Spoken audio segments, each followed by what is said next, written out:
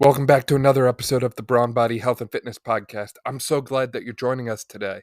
Today, I'm joined by Stevie Ciccarello to discuss how she has cultivated a persevering mindset through her personal health challenges. Stevie has faced a lot of challenges, as she'll be discussing today, and those include autoimmune diseases, blood clots in her legs and lungs, and so much more.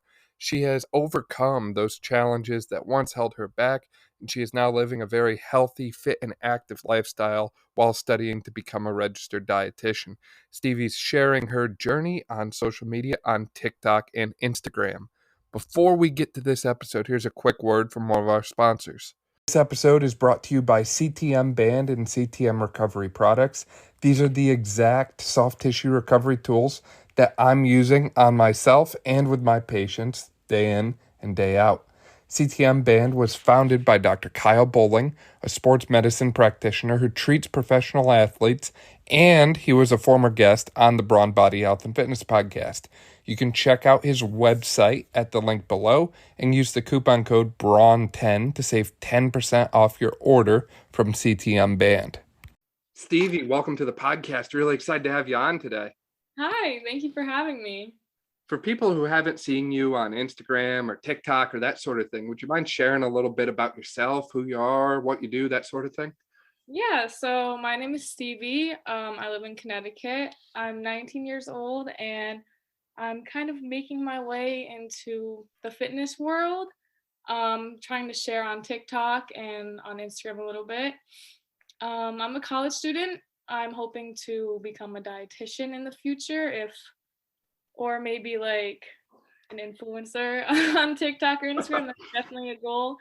But yeah, I'm just trying to get out there, share some information and positivity. For sure. And it seems like you're very passionate about helping other people achieve their goals and really pouring into others. I'm curious, how did you get started with fitness? What brought you into the world of fitness and working out and that sort of thing?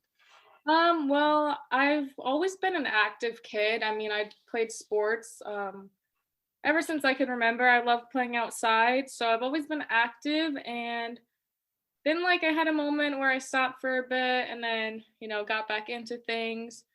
And it was really after I experienced some like health issues. I got some blood clots and had some other issues, and kind of the best thing for that is to just stay active, because if you're laying around, it's not really good for your body. So during quarantine, I decided to take initiative, and I just did some simple stuff like core exercises, just stuff at home, obviously, because the gyms weren't open, some cardio, and just some like light lifting.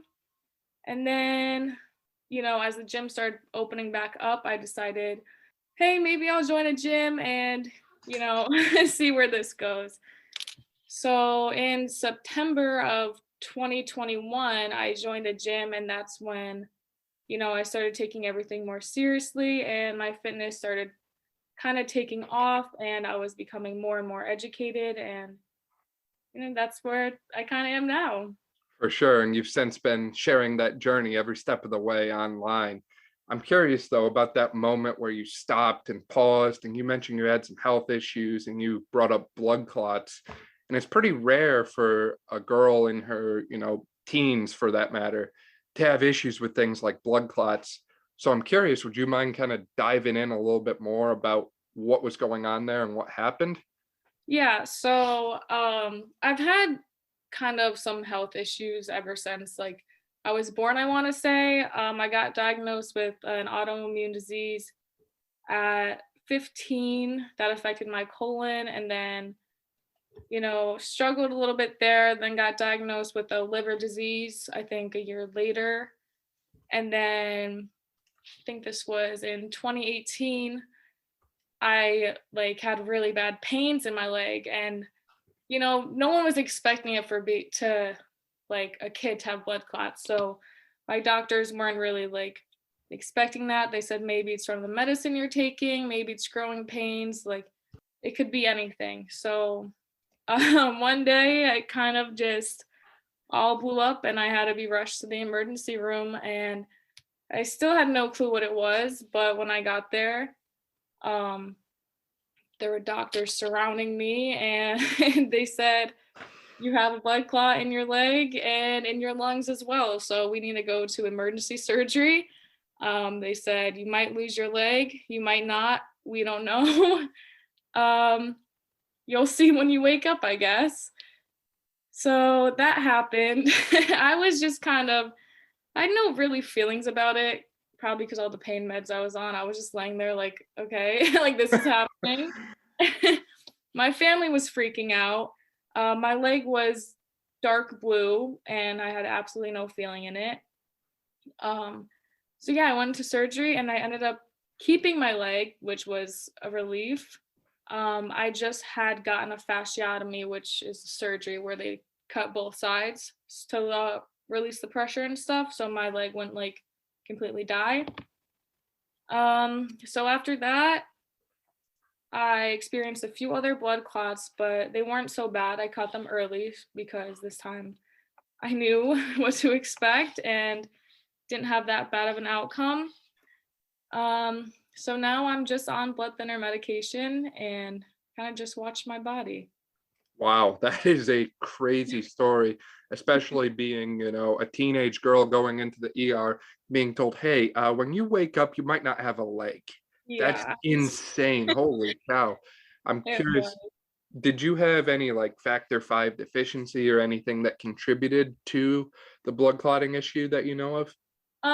Well, they did say I had May-Thurner's disease, which is like the vein in my leg was getting crushed between two other things, not really sure what. And then they said my ulcerative colitis could have played a role in this because I was having a flare up. And then they also said, like, a year later that I had a protein S deficiency in my blood.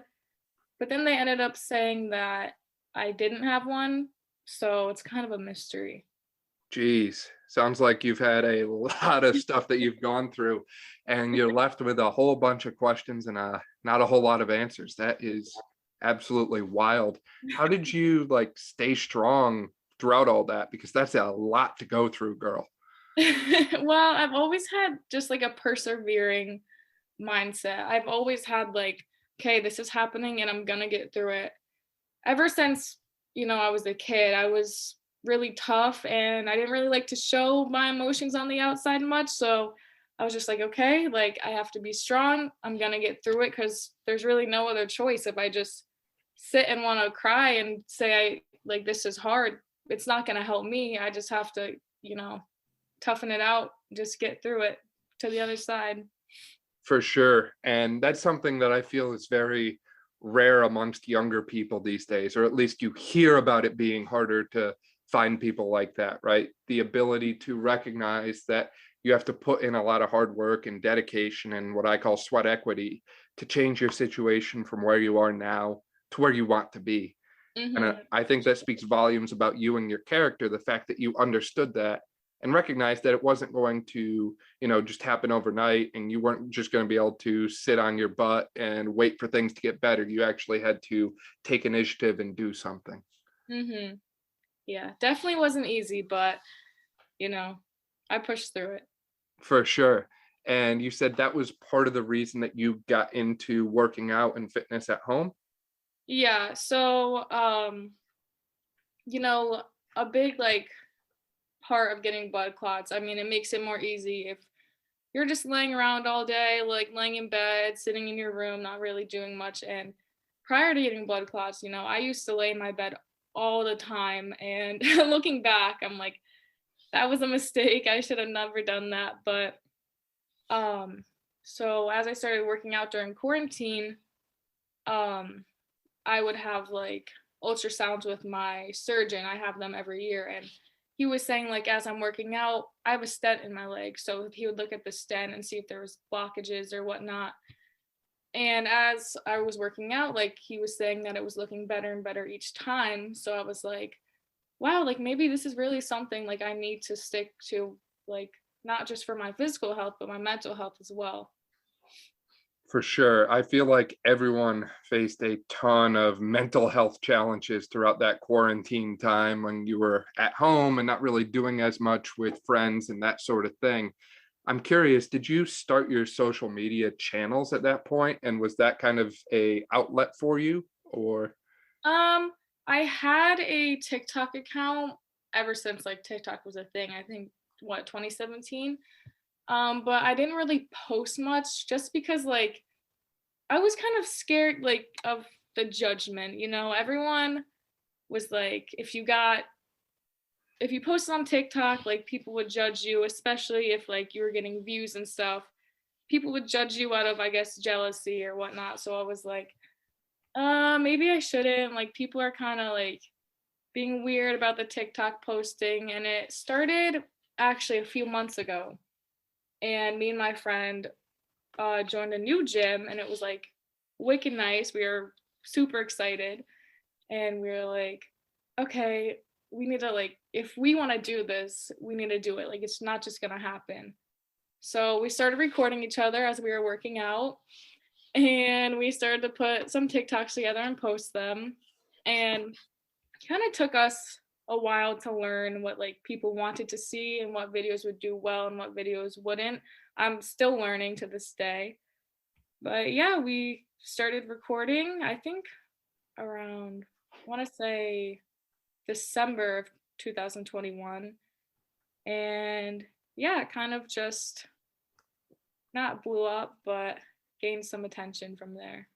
for sure. So how did you work to overcome that kind of feeling of other people are going to judge me for this? Like, was that something that scared you, or did you end up kind of using that as like motivation to continue moving forward? A little bit of both. I would look at other influencer social media that I looked up to, and I would just think like, hey, if these people can do this, like, why can't I? I have to start somewhere. Everybody has a starting point. I'm not just gonna have a million followers overnight. So if I want to do this, and if this is gonna be a goal for me, then I just have to do it and not really care about the judgment of others. Definitely. And I think that when other people judge you, it's almost like a compliment in a way, because I look at it as you're being successful at something that they want to do, but they aren't doing. Maybe they tried it and failed at it, and failure's what stood, and they didn't revisit it. Yeah. Maybe they, never even tried. Maybe they're still twiddling their thumbs thinking about doing it. Hmm. Meanwhile, you took action and did the thing that they were scared to do. Yeah, for sure. So, what have you found to be successful across TikTok so far? Anything more than others? I think the shorter, more simple videos have been like more successful for me. Just ones that would show like, oh, like these are my stretches for the day, or my three favorite ab workouts, three favorite glute workouts, just the, you know, simple ones that get straight to the point because nowadays it's kind of sad, but the attention span of people is just not there. So keep it short and simple and straight to the point, and I think it gets more attention. For sure. And I feel like you almost need something like eye catching or appealing to get people right away. And if you don't Exactly. have it, they just keep swiping. Exactly. What else have you learned along your TikTok journey, I'll say, about having a social media channel and thousands of people that follow you? I mean, I learned that a lot of people like have seen my videos. I didn't really realize it, but my friend has a friend that lives in Atlanta, Georgia, saying, "Oh, like there's this girl I see on my For You page. She goes to a gym. Like, is it the one you work at?" And it turns out like he was friends with one of my friends at the gym and lived all the way in Atlanta. I was like, okay, like this is crazy. This is kind of weird.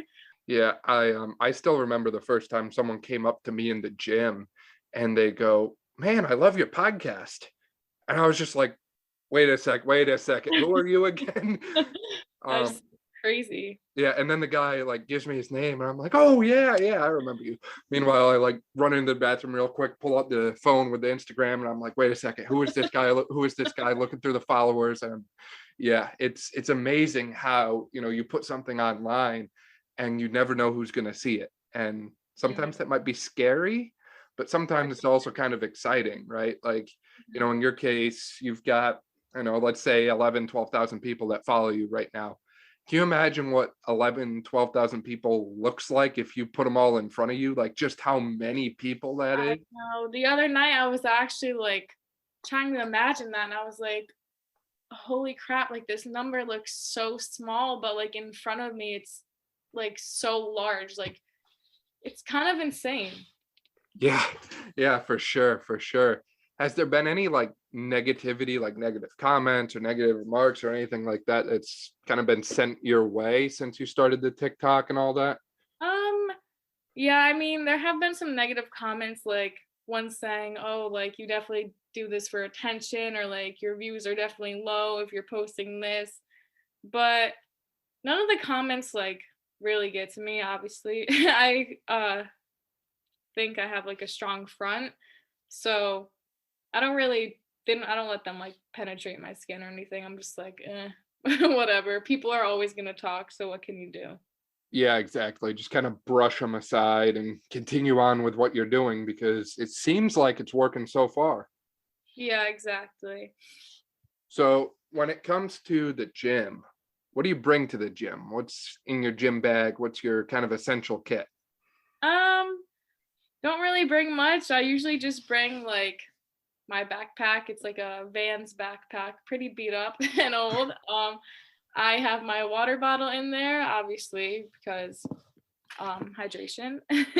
I have my AirPods because if I don't listen to my music, I really cannot focus at all. And if I'm not focusing, then the gym day to me was not a success, which is unfortunate that my mindset's like that, but that's how it is. I usually bring like an extra pair of clothes just in case. Obviously, a sweatshirt if I'm like cold or anything. And then sometimes like a snack if I get hungry, like a protein bar or a granola bar. And that's pretty much it. Kind of So, basic. so no creatine or dry scooping pre-workout or anything like that? I don't really take pre-workout because caffeine really does affect my stomach. And I actually just started taking creatine a few days ago. So I'm happy I can, hop on that boat. So how's the creatine journey been so far, for lack of a better way to put it? I think it's been good. I haven't really been able to go to the gym, unfortunately, in 2 weeks because I had surgery. So on Oh, Monday, I can geez. go back. I've been like dying, dying at my house to go back. But I like went the other day and did some body weight stuff, but just wasn't the same. But I don't know. For right now, I'm just taking the creatine just to, get it in my system.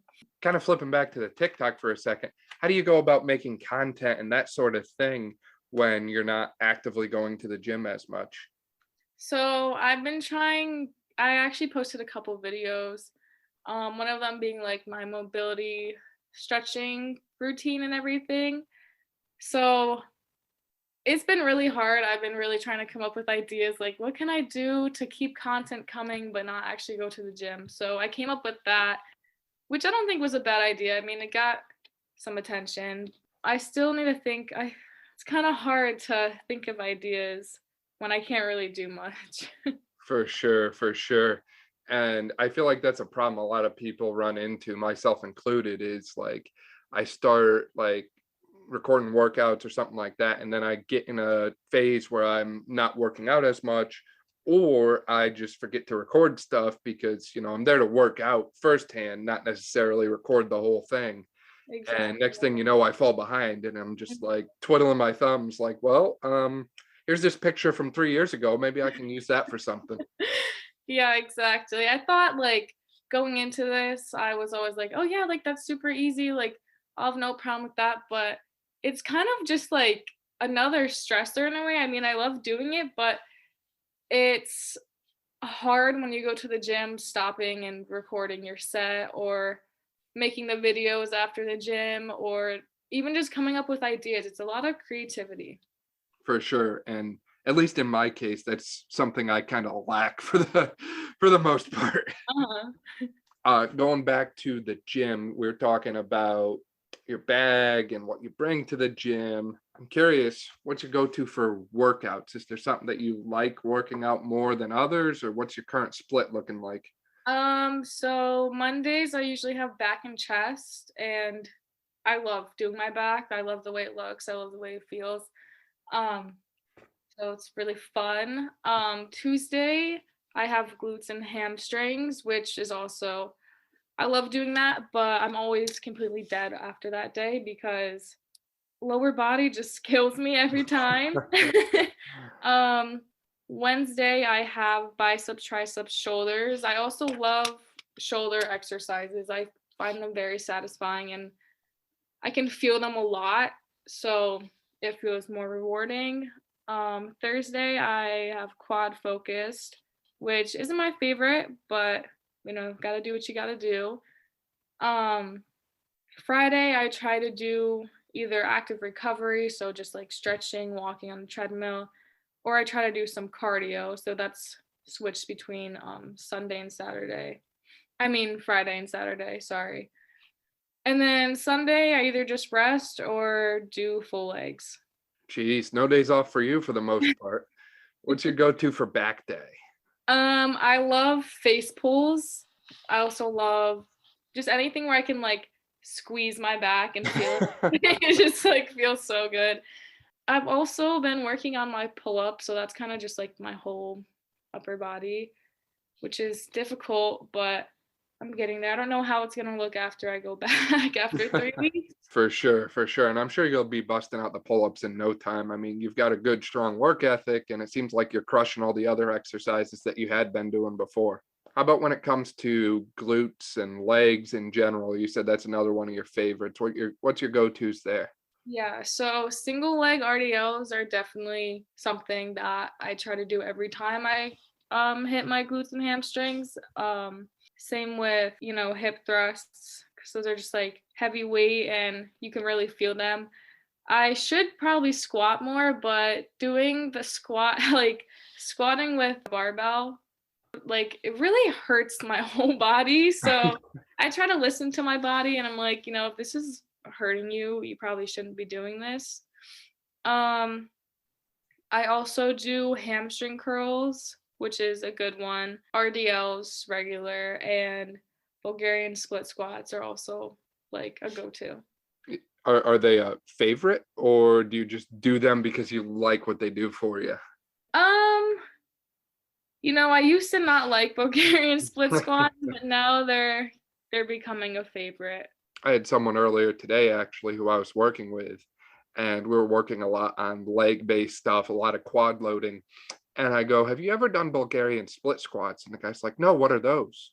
So naturally, I had to introduce him to split squats, and we started just body weight. And he was amazed at what that did just over and over again. I think we were doing like 12 to 15 reps, but just how gassed his legs got and how it made everything shake just by doing like, a new movement, something you haven't done before, but specifically the split squats. They're Oh, challenging. it's insane. I remember at my old gym, I never wanted to do them. I tried to avoid them at all costs, but now I'm like, all right, like let's go, let's get this done. Have any one of those exercises more than others helped you to kind of like develop tone and shape your physique, you think?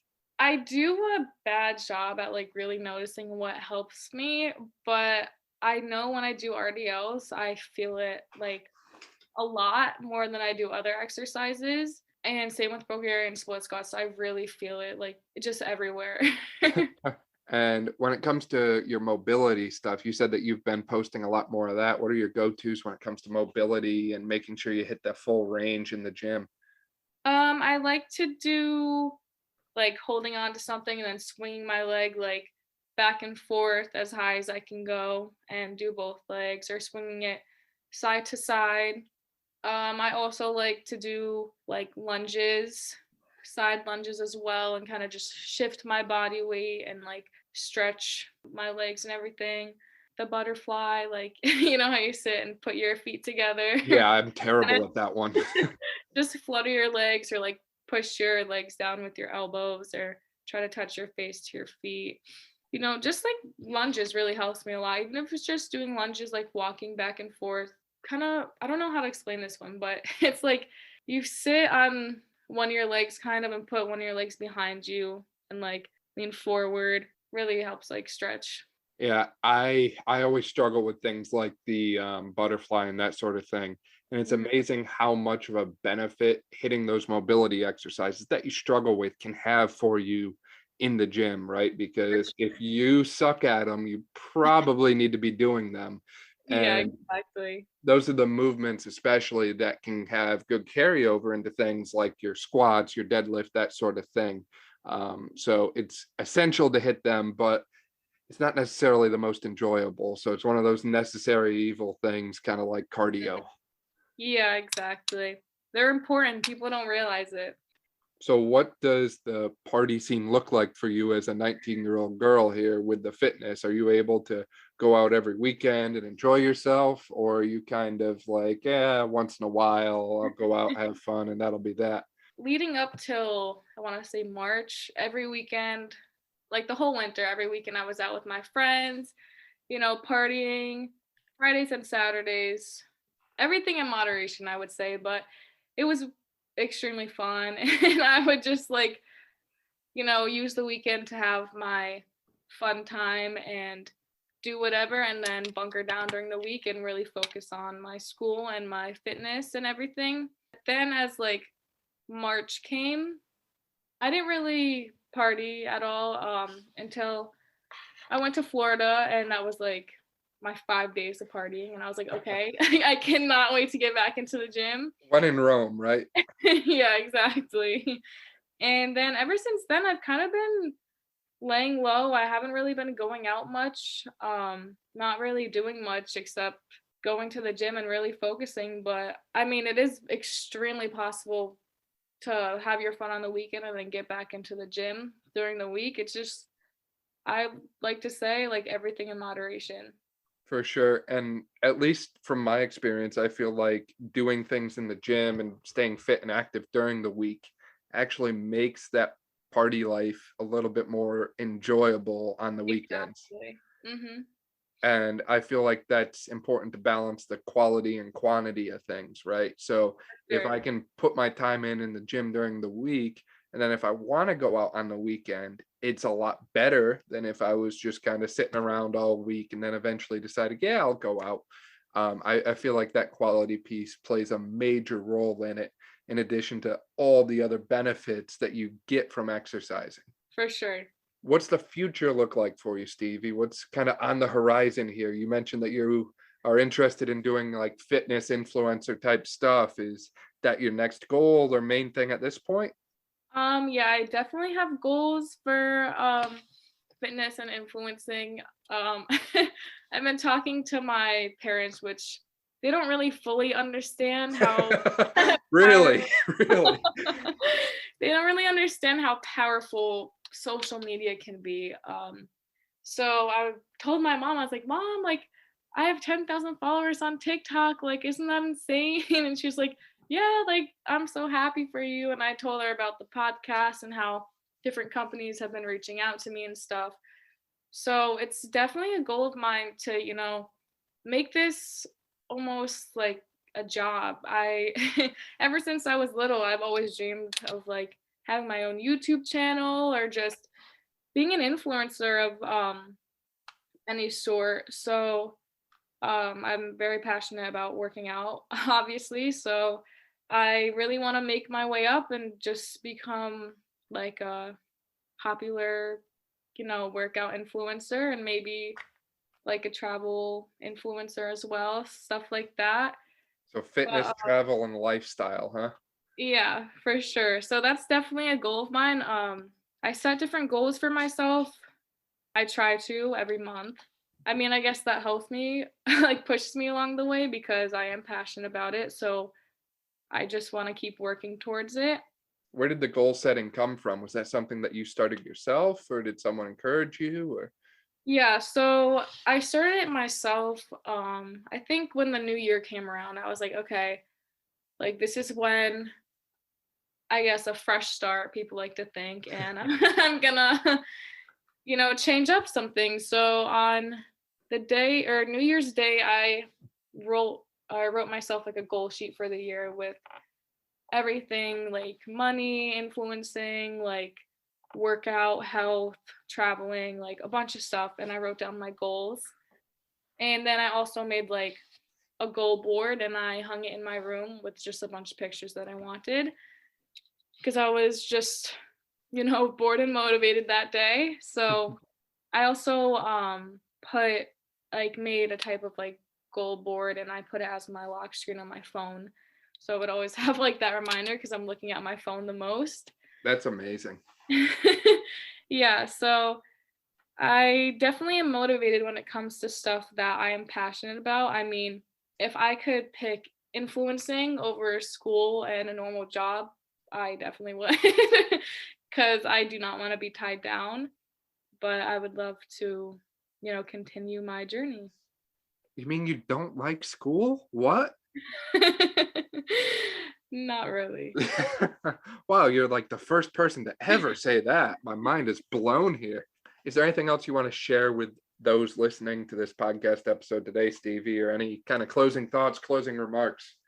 Um, I would say to, not be scared of judgment from other people because that was kind of my main block when I was getting started with this all. But now that all that negative energy is gone, I can finally get started on my journey. And the only person stopping you is yourself. For sure. And I think a great thing to keep in mind too is you can literally like your possibilities for content are limitless. Hmm. And just because you think it might not be a good idea doesn't mean it actually isn't a good idea. Like, Exactly. And TikTok is such a wide platform. You could literally post anything and gain attention from it. for sure. And I feel like you never know what's going to happen. Like, I've posted videos before that literally get like 100 views. And I've posted like random stupid stuff that gets like 30, 40,000, and I can't figure out why it is. I can't make heads or tails of it. But it's amazing how just creating content and being consistent and posting over and over again can have such an amazing effect for you. Exactly. Stevie, where can people find you? We've talked so much about your TikTok. Where can people find you and follow you? My TikTok is Stevie Ciccarello 0, and my Instagram is just Stevie Ciccarello. Awesome. We'll link to those below just in case you didn't quite catch them and you want to check out Stevie's pages. Stevie, this has been an amazing time talking all things social media and fitness with you. Really appreciate it and looking forward to talking with you again soon. Thank you so much. Thank you for having me. Thank you for listening to this episode of the Brawn Body Health and Fitness Podcast. If you like this episode, please make sure you subscribe to the podcast on your favorite platform and share this episode with a friend who you think would enjoy hearing it. Additionally, if you want to help support this podcast and keep future episodes going, please check out our links below where you can support us directly or through engaging in any of our affiliate marketing links. Last, please make sure you check us out on social media at Brawn Body and leave a 5-star review, especially if you're listening on iTunes or Spotify.